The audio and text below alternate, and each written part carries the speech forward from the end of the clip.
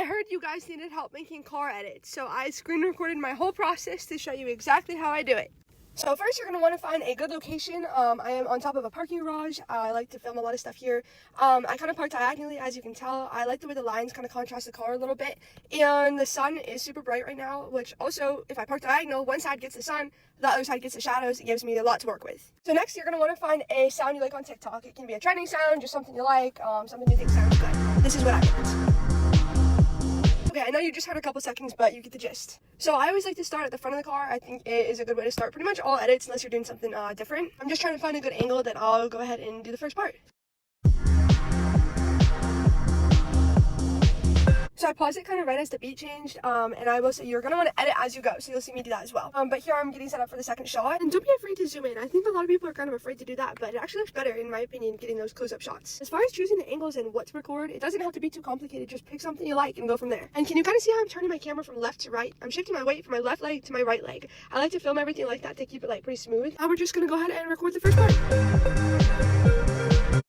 Okay, remember how I said edit as we go?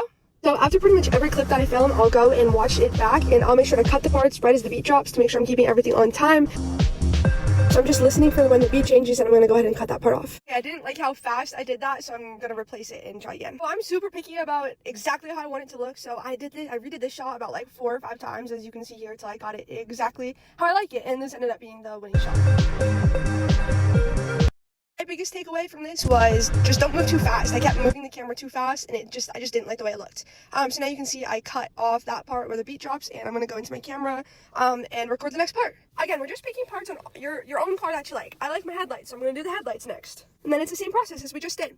And I try to keep everything moving from left to right, because at the end, when you're done recording, it makes everything look super duper smooth. So just like you can see that ends, and then it just moves on to the next one super smooth. Like, I think good edits are, that's like the key, is making everything super nice and smooth and even, and yeah. So I like the way that turned out. Now I'm off looking for the next angle. So I'm just looking at my car, trying to see where the sun is hitting it, trying to see what points stand out at me. Right now, kind of like the clouds on the tint and the mirror stands out to me. So I'm going to go ahead and get something of that.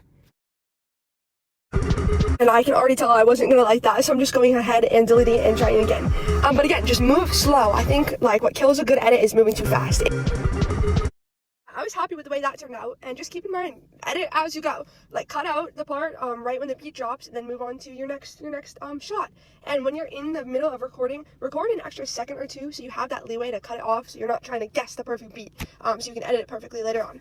You know the drill by now, just finding the next angle, taking a couple videos till I find what I like, and cutting it when the beat changes. Oh, right here I'm listening to like the rest of the sound just to see how long the rest of it is, to see how much more I want to film, if I want to finish the song out, because some songs are shorter, or if I want to like cut it early, which you'll see what I'm going to do. I think y'all get the gist, so I'm going to speed through the rest of this a little bit.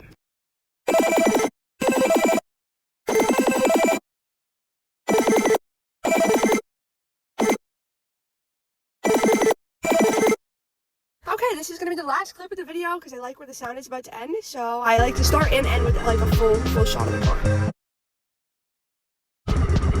Okay, and also after watching the video through so many times, I realized that I didn't like the very first clip, so we're going to redo that real quick as well. Okay, now just watching the video back one more time to make sure I like it, and if I do, I'll go ahead and post it. But anyways, thanks for watching. I hope you learned something, and I'll see you in the next one. Bye-bye.